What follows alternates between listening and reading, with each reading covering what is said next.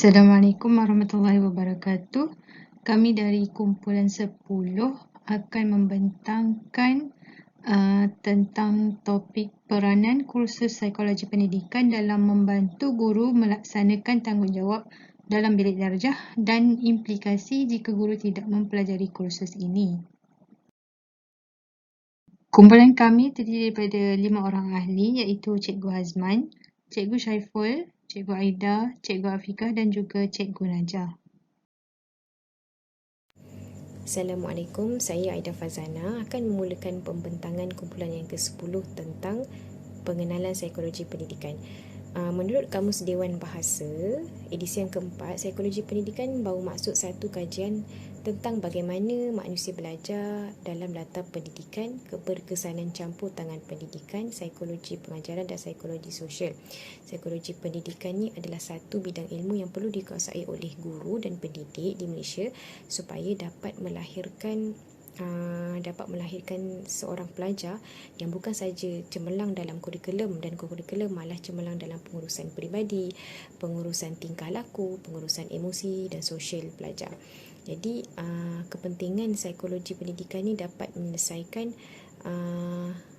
masalah-masalah psikologi melalui kaedah, teori dan metod yang betul. Antara kepentingan psikologi pendidikan kepada guru secara khususnya dapat membantu guru ni mengetahui perbezaan antara dari segi fizikal, mental dan minat setiap pelajar. Dan yang kedua, psikologi pendidikan ini juga menyediakan satu ilmu pengetahuan tentang tingkah laku pelajar, pembentukan personality dan juga konsep kendiri yang baik dalam kalangan pelajar.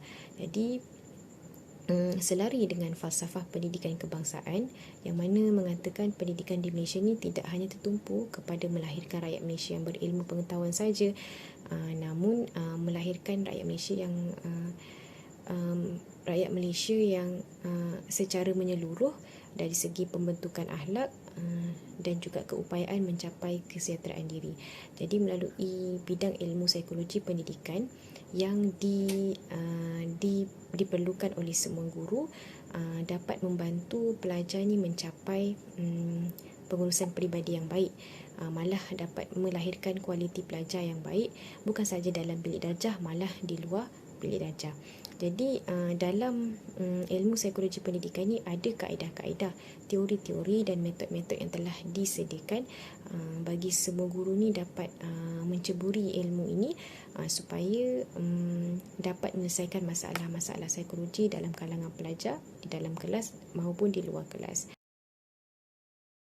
Saya akan teruskan kepada kandungan yang kedua, iaitu teori perkembangan psikologi pendidikan. Baik, secara umum teori perkembangan ni adalah merujuk kepada pendekatan ataupun kerangka konseptual yang digunakan untuk memahami dan menjelaskan perubahan yang terjadi terhadap tingkah laku individu setiap waktu. Manakala teori pembelajaran pula adalah satu prinsip umum yang bersepadu antara satu sama lain berdasarkan penemuan fakta yang berkaitan kepada proses pelajaran. Jadi secara umum psikologi pendidikan ni menghasilkan 4 teori asas ataupun 4 teori basic, iaitu teori kognitif, teori behaviorism, teori konstruktivism dan teori humanism. Baik, melihat kepada teori kognitif, teori kognitif ni, kognitif tu adalah istilah yang berasal daripada bahasa Latin iaitu cogite ataupun dari kata cognition yang bermaksud apa? Pengenalan, kesedaran, pengertian dan merupakan konsep umum yang mencakupi aktiviti-aktiviti seperti berfikir dan juga memahami. Jadi ada beberapa definisi ataupun konsep kognitif yang diberikan oleh beberapa penulis. Antaranya saya petik Mana Al-Ahmad, yang mana kognitif ni bagi beliau adalah proses pemikiran manusia yang menghasilkan tindakan, memperoleh maklumat melalui pemerhatian, pemikiran, imajinasi, ingatan dan penyelesaian masalah. Adapun melalui pendapat Yahya A.D. menunjukkan bahawa kognitif juga adalah proses psikologi yang melibatkan kemampuan dalam memperoleh, menyusun dan menggunakan sebuah pengetahuan individu itu sendiri. Jadi seperti yang kita sedia maklum, teori kognitif ni telah telah dibuat kajiannya oleh kajiannya telah dimunculkan atau diwujudkan oleh seorang ahli psikologi yang bernama Jean Piaget.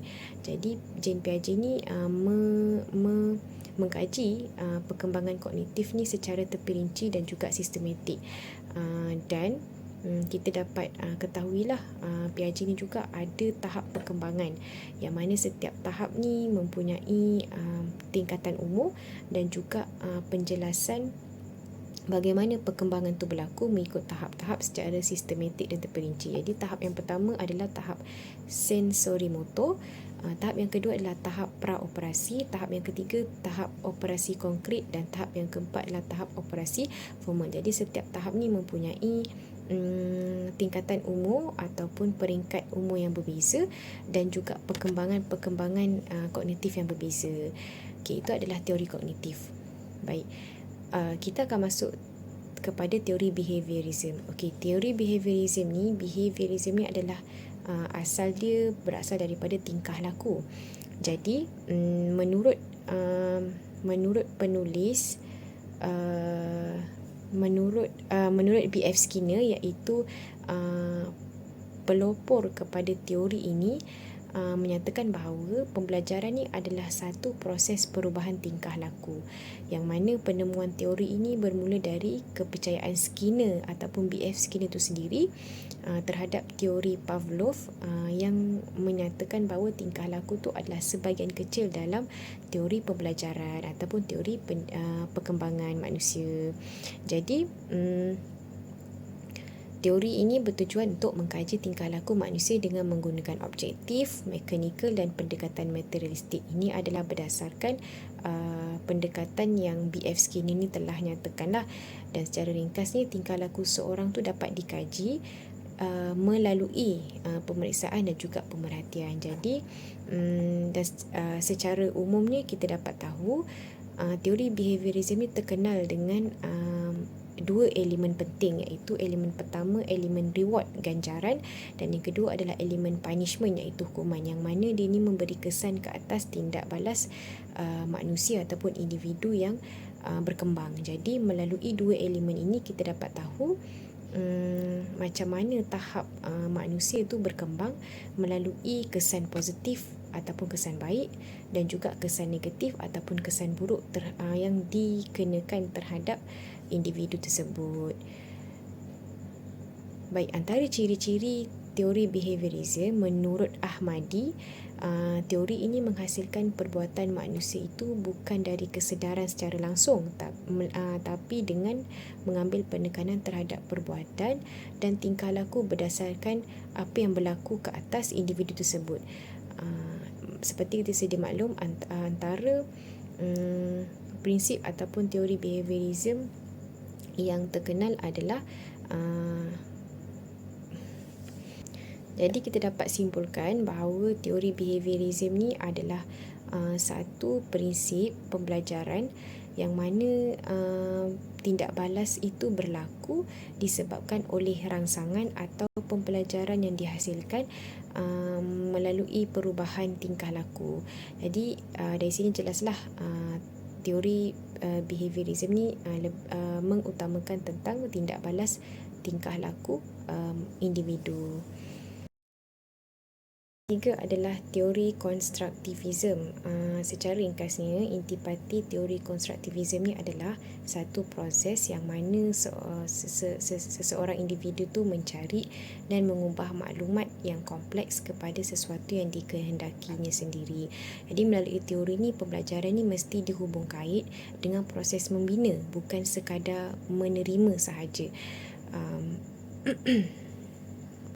Ada pendapat yang mengatakan bahawa manusia ni menjana sesebuah pengetahuan dan makna melalui interaksi antara pengalaman dan idea, bukan sekadar pengetahuan secara langsung, malah elemen pengalaman masa lalu dan juga idea-idea masa lalu ataupun pengalaman yang telah dilalui pada masa lalu juga membantu kepada perkembangan ataupun pembentukan manusia itu sendiri.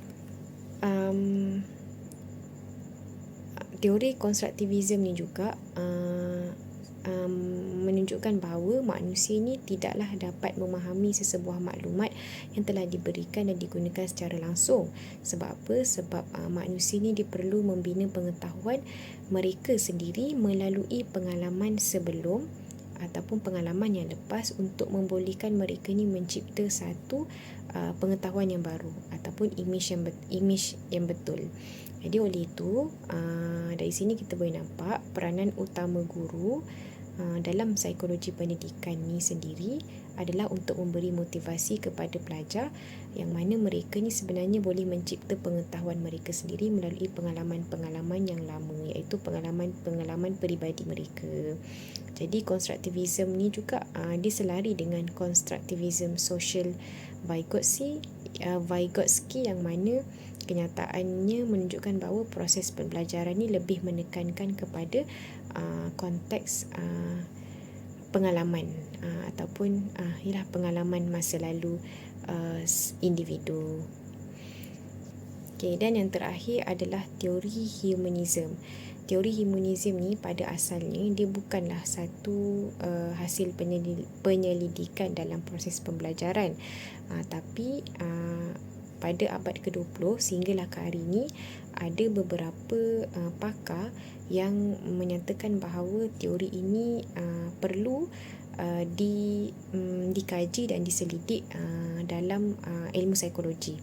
Berdasarkan pendapat Amriyadi, Maria Botifa dan Deriwanto, perkataan humanistik ni sendiri berasal daripada perkataan manusia dan humanism tu sendiri bermaksud kemanusiaan. Jadi humanism ni memandang manusia ni sebagai satu makhluk hidup yang dicipta oleh Tuhan dengan sifat semula jadi tertentu. Jadi secara ringkasnya, teori humanism ni menunjukkan bahawa setiap makhluk hidup ataupun setiap manusia tu dia ada kelayakan, ada pilihan untuk meneruskan, mengekalkan dan mengembangkan kehidupannya dengan potensi masing-masing ataupun potensi yang dimiliki oleh setiap individu. Jadi teori humanism ni memberi tumpuan kepada keadaan manusia itu sendiri yang mana merangkumi keupayaan mereka sendiri untuk memilih, menentukan nasib, menentukan kehidupan mereka, kebebasan mereka dan tanggungjawab mereka dalam kehidupan sendiri.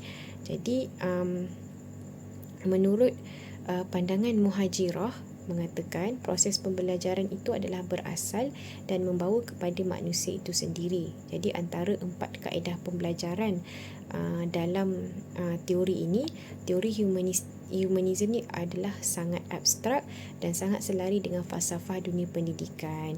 Jadi sebab apa? Sebab secara hakikatnya teori ini lebih tertumpu kepada pengajaran dan pembelajaran yang mempunyai bentuk yang paling ideal. Jadi secara ringkasnya teori ini lebih menumpukan kepada proses pembelajaran dengan cara yang paling sempurna, iaitu cuma melibatkan keupayaan manusia itu sendiri dalam meneruskan kehidupan mereka mengikut keupayaan yang dimiliki oleh setiap individu. Jadi secara kesimpulannya, setiap teori perkembangan memiliki pendekatan dan konsep yang tersendiri, yang mana pemahaman terhadap setiap teori ini menunjukkan bahawa manusia itu berkembang dalam pelbagai bentuk, dalam pelbagai kaedah dan dalam pelbagai metod. Jadi dari sini kita boleh dapat simpulkan bahawa 4 teori asas ini dapat diamalkan oleh guru dan pendidik bagi menghasilkan ataupun menjadikan proses pembentukan pelajar itu lebih berkualiti dari semasa ke semasa. Itu sahaja daripada saya teruskan kepada rakan pembentang yang lain. Assalamualaikum warahmatullahi wabarakatuh. Nama saya Wan Nur Afiqah binti Warzili. Saya akan menuliskan pembentangan yang seterusnya mengenai peranan kursus psikologi pendidikan kepada guru-guru.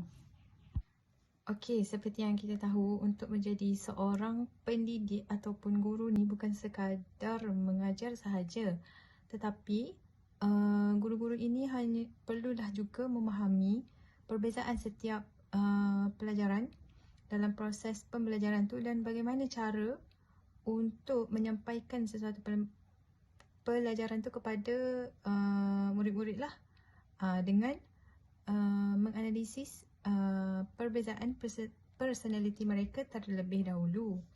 Melalui kursus psikologi pendidikan ini, para pendidik dapat mengenali perkembangan murid, tahap pembelajaran, motivasi, perbezaan dan kepelbagaian murid dan lain-lain lagi yang dapat membantu para pendidik ataupun guru-guru untuk membantu pelajar dalam pembelajaran dan pengajaran di dalam kelas.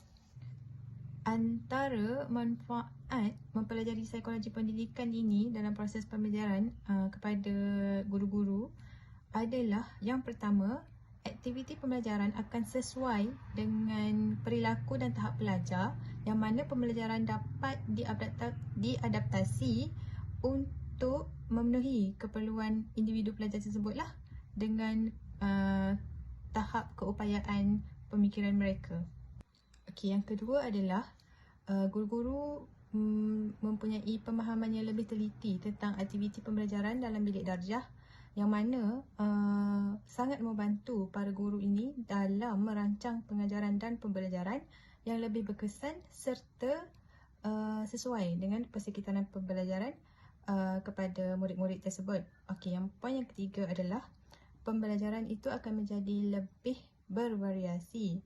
Hal ini kerana guru-guru dapat menyediakan pengalaman belajar yang lebih menarik dan mencabar kepada pelajar.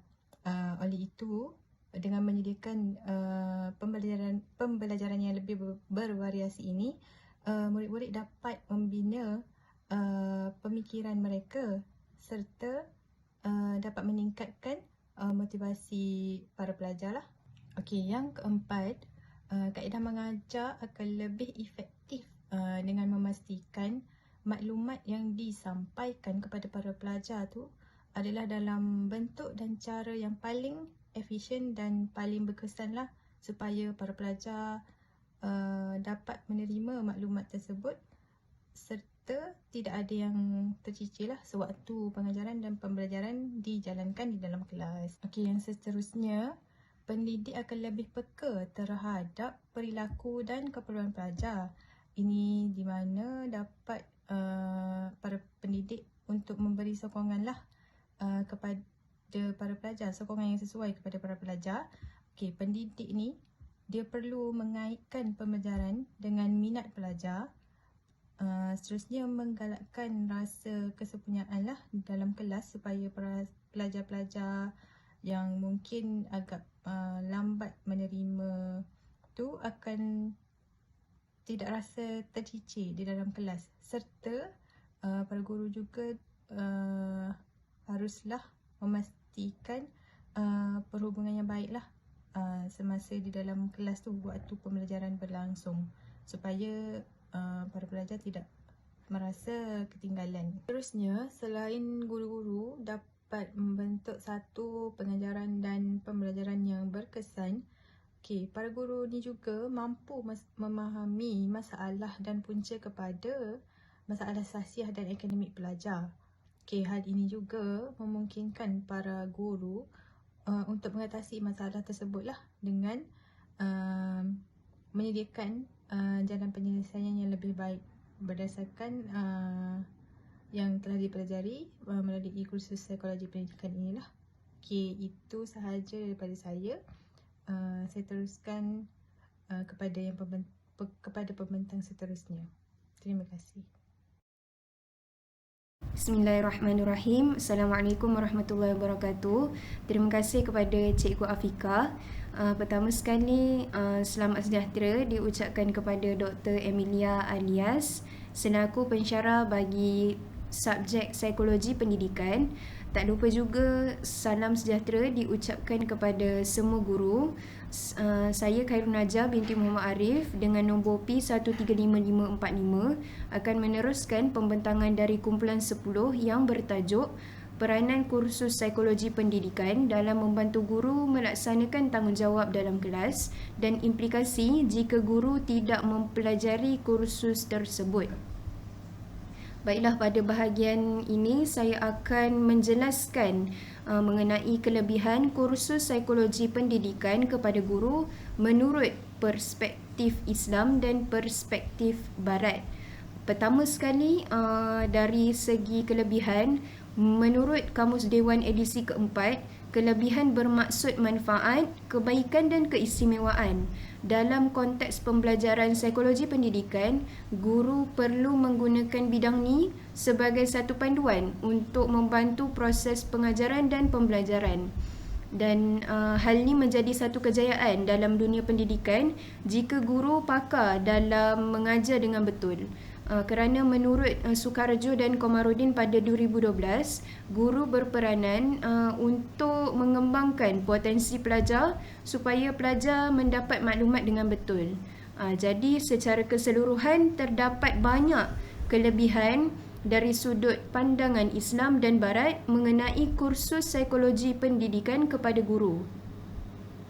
Baiklah, dari sudut kelebihan guru mempelajari kursus psikologi pendidikan pada pandangan Islam, psikologi pendidikan ni telah lama diambil berat dalam pandangan Islam kerana menurut kajian yang dijalankan oleh Ahmad Fazlullah dan Wan Azura pada 2021, mereka mendapati bahawa unsur jiwa dan emosi berkaitan kerohanian sudah lama diambil perhatian dalam pendidikan psikologi Islam. Jadi di sini terdapat 3 kelebihan utama mengenai psikologi pendidikan pada perspektif Islam. Yang pertama sekali ialah elemen dalam psikologi pendidikan mempunyai nilai murni yang berkaitan dengan ajaran Islam, di mana kursus ni membantu guru untuk menekankan hubungan antara pendidikan dengan nilai murni ajaran Islam dalam usaha untuk membentuk karakter dan moral pelajar. Jadi menurut Winkle pada 2008, pengaplikasian atau penerapan kursus psikologi pendidikan dalam pengajaran dan pembelajaran melalui aktiviti fizikal maupun mental mampu untuk merealisasikan pembentukan nilai yang baik dalam pengetahuan, pemahaman, kemahiran dan sikap pelajar. Seterusnya, kelebihan yang kedua ialah dapat membantu guru dalam usaha pembentukan akhlak dan etika yang baik. Dalam konteks Islam, psikologi pendidikan bertujuan lebih daripada sekadar memberi pemahaman mengenai akademik, iaitu untuk membentuk akhlak dan etika pelajar, termasuk etika seperti kasih sayang, kesabaran dan kejujuran, di mana Al-Walid dalam kajiannya pada tahun 2012, beliau mengatakan bahawa semua etika yang baik menjurus kepada pembentukan akhlak terpuji dan jiwa yang mulia, di mana jiwa ini adalah cerminan kepada nilai dalaman individu. Akhir sekali, kelebihan yang terakhir mengenai kepentingan psikologi pendidikan bagi guru adalah mengembangkan keseimbangan secara holistik. Jadi penerapan psikologi pendidikan dalam proses pengajaran dan pembelajaran ni dapat bentuk pelajar secara holistik atau menyeluruh dari aspek fizikal, mental dan rohani. Hasilnya, guru dapat membentuk pelajar dengan konsep manusia kamil sebagai individu yang sempurna dalam ajaran Islam, di mana motif pembentukan Islam kamil ni adalah satu usaha untuk bina masyarakat yang seimbang dalam ilmu pengetahuan secara menyeluruh dan mempersiapkan generasi mudanya untuk majukan masyarakat dan negara seperti yang diperkatakan oleh Muali pada 2017. Baiklah, yang seterusnya, dari segi kelebihan kursus psikologi pendidikan pada perspektif Barat terhadap guru. Menurut Rahim Kamaruzaman pada 2022, psikologi Barat menumpukan elemen kesejahteraan diri melalui kualiti emosi dan kepuasan hidup berasaskan intelektual dan emosi. Jadi di sini kami rungkaikan 3 kelebihan kursus psikologi pendidikan pada perspektif perspektif barat terhadap guru. Yang pertama sekali adalah kursus psikologi pendidikan ni dapat bantu guru untuk memahami psikologi secara lebih menyeluruh, di mana guru dapat memahami dengan lebih baik terhadap proses perkembangan individu melalui kaedah pengajaran yang sesuai terhadap keperluan pelajar mereka. Kajian literasi pada 2012 mendapati bahawa guru boleh menjadikan kursus psikologi pendidikan ni sebagai satu rujukan untuk memahami dengan lebih mendalam mengenai dasar dan konsep yang bersesuaian bagi mengatur strategi pembelajaran dan pengajaran yang lebih efektif. Seterusnya yang kedua, kelebihan kedua bagi kursus psikologi pendidikan terhadap guru pada perspektif barat ialah menghasilkan strategi pembelajaran dan pengajaran yang efektif, iaitu kursus ni membantu guru untuk cipta strategi pengajaran dan pembelajaran yang berkesan berdasarkan pemahaman guru terhadap cara dan perkembangan pelajar sepanjang proses pembelajaran bersama guru. Terdapat kajian yang dijalankan oleh Ristiyatni dan Bahriah pada tahun 2016 yang mendapati bahawa pembentukan kaedah pengajaran dan pembelajaran yang sistematik serta strategik dapat menghasilkan suasana pembelajaran yang baik dan persekitaran yang boleh menangani cabaran ketika belajar. Akhir sekali, kelebihan kursus psikologi pendidikan terhadap guru melalui perspektif barat ialah menangani isu tingkah laku pelajar, iaitu kursus psikologi pendidikan ni membantu guru untuk sediakan sumber dan kaedah untuk menangani isu perilaku dan psikologi yang mungkin dihadapi oleh pelajar dalam persekitaran pendidikan. Menurut studi pada tahun 2016, beliau mengatakan bahawa pengetahuan tentang psikologi adalah penting kerana terdapat latar belakang pelajar yang berbeza dari segi tingkah laku, kepribadian, pandangan, motivasi, perhatian dan pelbagai aspek psikologi yang lain. Jadi sekian itu sahaja daripada saya. Saya akan menyerahkan pembentangan yang seterusnya kepada Cikgu Hazman bagi menerangkan pembentangan yang selanjutnya. Terima kasih. Assalamualaikum warahmatullahi wabarakatuh. Nama saya Muhammad Hazman bin Maisa, bernama metrikan 135656. Baiklah, saya akan meneruskan pembentangan hari ini berkaitan dengan pengaplikasian teori pendidikan di dalam bilik belajar. Dengan situasi yang pertama, iaitu situasi pelajar yang kurangnya motivasi semasa berada di dalam kelas. Jadi sebagai seorang guru, kita perlu memilih teori-teori yang boleh memberi keberkesanan kepada masalah ini.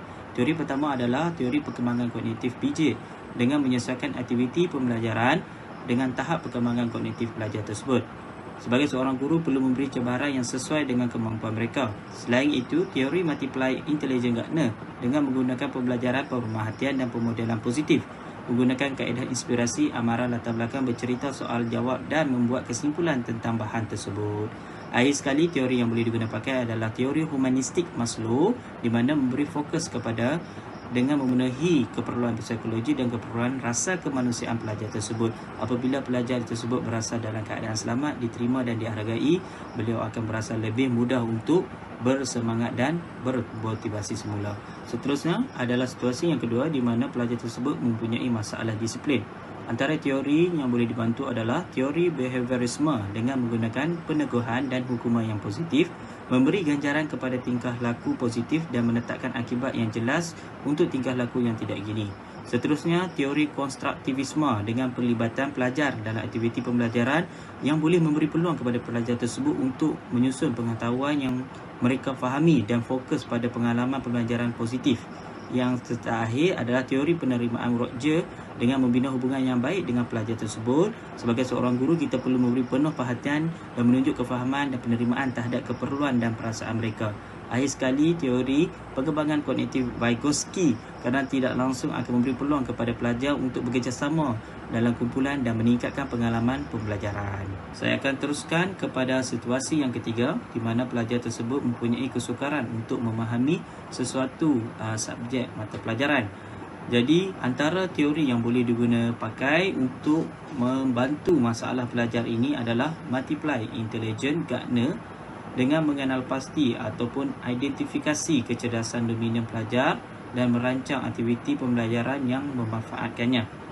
Strategi pengajaran menggunakan pendekatan pengajaran, penggerakan kreatif memainkan peranan yang sangat penting apabila pelajar tersebut lebih cenderung kepada pergerakan ataupun kinetik fizikal.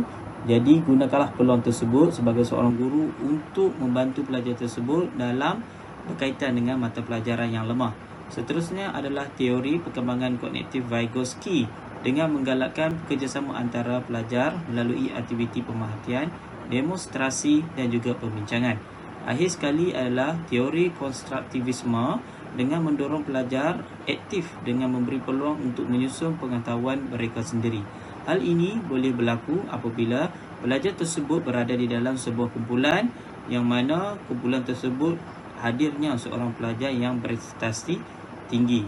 Oleh yang demikian, pelajar tersebut boleh membantu sedikit sebanyak pelajar lemah tersebut untuk memahami keadaan ataupun struktur soalan-soalan yang berkaitan dengan subjek tersebut. Jadi, itu sahaja daripada saya berkaitan dengan cara mengaplikasikan teori pendidikan di dalam bilik darjah. Sekian, terima kasih. Saya serahkan pembentangan seterusnya kepada sahabat saya. Seterusnya adalah implikasi baik pengaplikasian teori psikologi pendidikan di dalam bilik darjah. Yang pertama adalah guru dapat mewujudkan persekitaran yang baik. Melalui teori ini, guru dapat menekankan peranan pengalaman dalam mentadbirkan tingkah laku. Oleh disebabkan itu, dengan guru mengaplikasikan teori pendidikan di dalam bilik darjah ini, ia akan dapat mewujudkan satu persekitaran kelas yang dapat mengukuhkan tingkah laku positif di kalangan pelajar. Pengukuhan ini dapat memberikan rangsangan yang menyeronokkan kepada pelajar.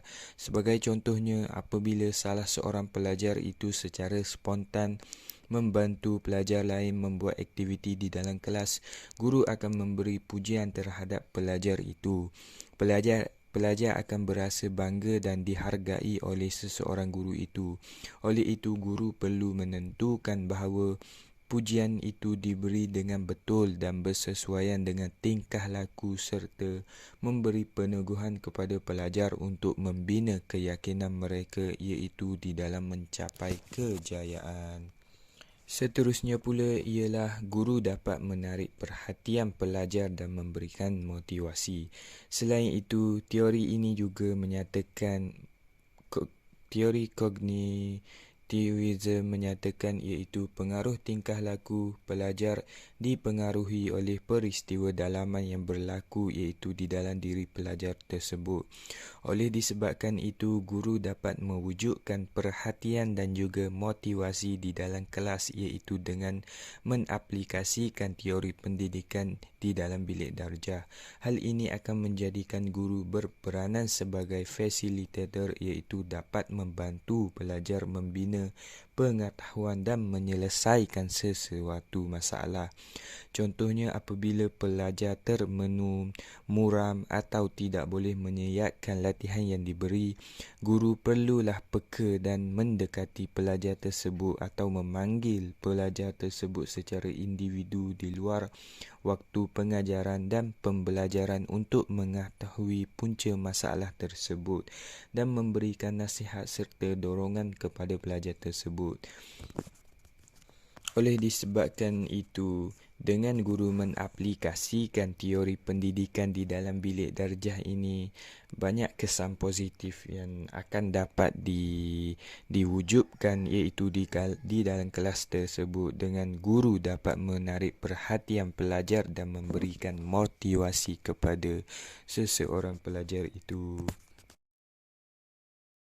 Seterusnya adalah kesan guru tidak mempelajari kursus psikologi pendidikan ialah guru tidak dapat meramal tingkah laku pelajar di sekolah. Melalui kursus psikologi pendidikan ini, guru dapat mengetahui tentang masalah dan gerak-geri pelajar. Sekiranya kita belajar, kita akan dapat mengetahui cara-cara dan meramal tingkah laku pelajar di sekolah. Contohnya, guru yang mempelajari psikologi pendidikan ini akan menggunakan strategi efeksi kendiri. Dan jika sekiranya guru tidak mempelajari kursus ini, semestinya seorang guru itu tidak dapat meramal tingkah laku pelajar yang iaitu di sekolah. Seterusnya pula, guru tidak mempunyai pengetahuan asas berkaitan psikologi pelajar. Selain fungsi kefahaman, psikologi pembelajaran berfungsi untuk memberikan ramalan berkenaan keterlibatan bersama aspek di dalam pelajaran. Perubahan dalam satu spesifikasi akan mempengaruhi aspek lain. Sebagai contoh, tahap kecerdasan dan motivasi seseorang individu itu boleh digunakan untuk meramal pencapaian pembelajaran yang akan dicapai. Tambahan pula, keadaan fizikal dan psikologi kanak-kanak atau murid ini dapat meramalkan kemungkinan kesukaran yang akan dihadapi di dalam proses pembelajaran. Dengan cara ini, guru boleh berusaha untuk memberikan bantuan, iaitu fungsi kawalan atau kawalan adalah berkaitan dengan manipulasi yang mungkin dapat dibuat. Oleh itu, jika guru tidak mempelajari kursus ini, guru akan terhalang dan guru tidak akan mempunyai pengetahuan asas, iaitu berkaitan dengan psikologi seseorang pelajar itu. Di slide ini, kami sertakan sedikit rujukan berkaitan pembacaan kami untuk topik ini. Sekian sahaja pembentangan dari kumpulan kami. Terima kasih dan Assalamualaikum.